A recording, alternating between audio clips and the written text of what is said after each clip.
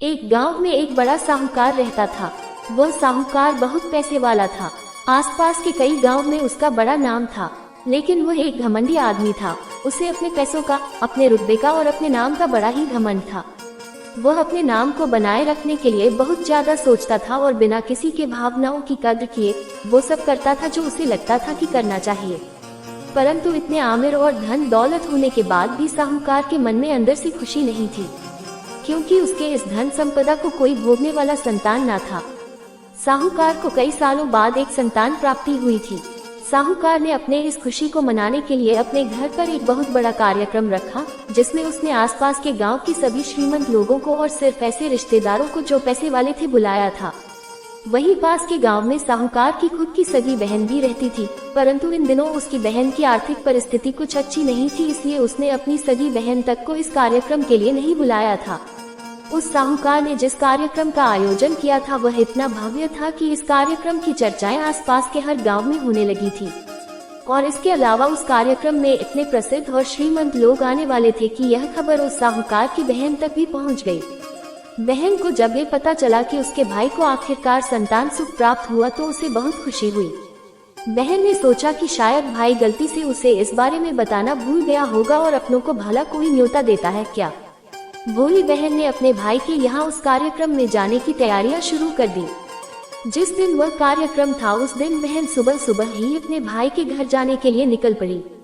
रास्ते में अपने पुराने मैले कपड़े देख उसे ख्याल आया कि अगर किसी और के घर जाना होता तो मैं ऐसे कपड़ों में जाने की सोचती भी नहीं, लेकिन मैं तो मेरे अपने घर, मेरे मायके जा रही हूँ, वहाँ मुझे ये सब सोचने की कोई जरूरत नहीं है। भाई को तो बस खुशी होगी कि बहाना आए है।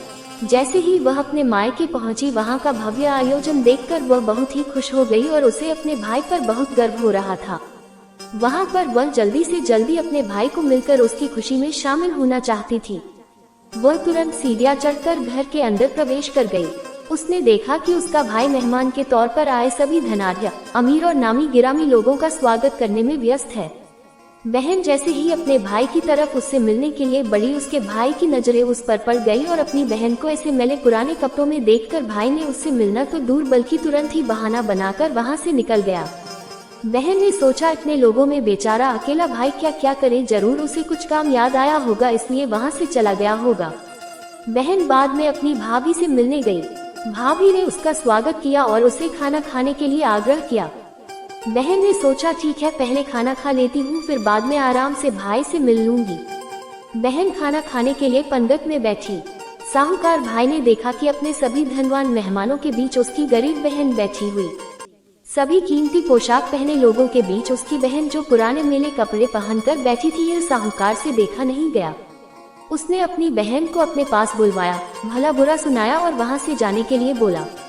बहन ने अपने सपने में भी नहीं सोचा था कि उसके साथ कभी ऐसा व्यवहार भी हो सकता है, और वह भी उसके खुद के मायके में। अपना अपमान होने के बाद बहन तुरंत अपने घर ससुराल जाने के लिए चल पड़ी। बहन इस बात को पचा ही नहीं पा रही थी कि उसके अपने भाई ने उसके साथ इतना बुरा व्यवहार किया।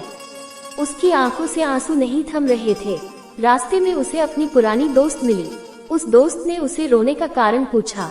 हालांकि बहन दोस्त को कुछ भी नहीं बताना चाहती थी, लेकिन दोस्त के बार बार पूछने पर उसने उसके साथ हुई सारी घटना उसे बता दी। उसकी दोस्त एक समझदार महिला थी और काफी प्रैक्टिकल सोचने वाली थी। उसने कहा, अगर तुम मेरी बात मानो तो एक दिन तुम्हारा भाई खुद तुम्हें अपने यहाँ बुलाएगा और तुमसे माफी मांगेगा। बहन ने उसे कहा कि मैं तुम्हारी हर बात मानूंगी, बताओ मुझे क्या करना होगा। दोस्त ने कहा कि तुम इस अपमान को, इस दुख को एक दिशा दे दो और कोई गृह उद्योग शुरू कर दो। उसमें इतनी मेहनत करो कि उस काम में तुमसे अच्छा कोई भी ना हो। बहन को अपने दोस्त की बात सही लगी।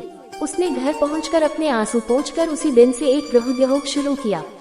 उसने दिन रात मेहनत की, अपने साथ कई और गांव की महिलाओं को जोड़ा और देखते ही देखते उसका गृह उद्योग चल पड़ा।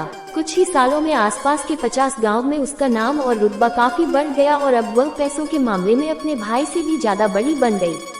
भाई को भी जब ये पता चला कि उसकी बहन इतनी श्रीमंत हो गई है तो उसने सोचा कि एक बार उससे मिलकर आया जाए। वह जब अपने बहन को उसके घर मिलने पहुंचा तो बहन ने उसका किसी राजा महाराजा की तरह स्वागत किया, उसके पसंद का खाना खिलाया। बहन का ऐसा व्यवहार देखकर भाई को अपनी पिछली गलती का एहसास हुआ, इसलिए उसने अपनी बहन को अपने घर होने वाली पूजा के लिए आमंत्रित किया।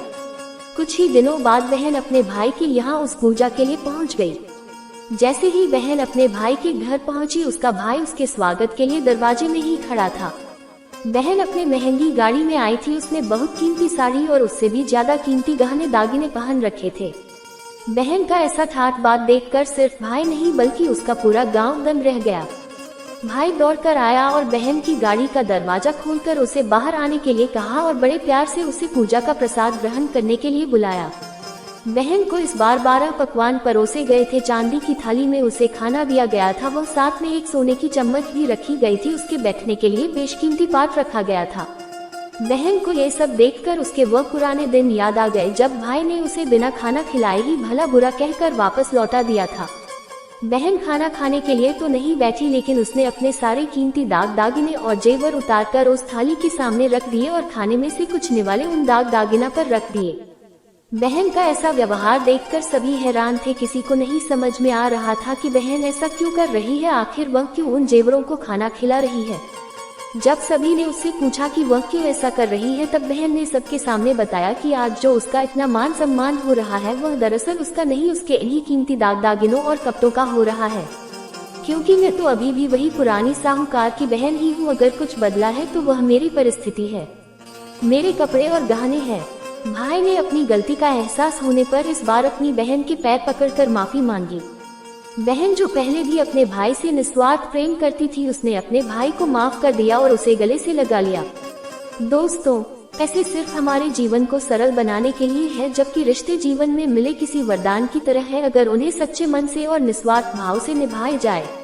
पैसे खर्च हो जाए तो आप बाद में भी कमा सकते हैं, मगर रिश्ते खर्च हो जाए, टूट जाए तो दुनिया का सारा धन भी आपको उन्हें वापस नहीं दिला सकता।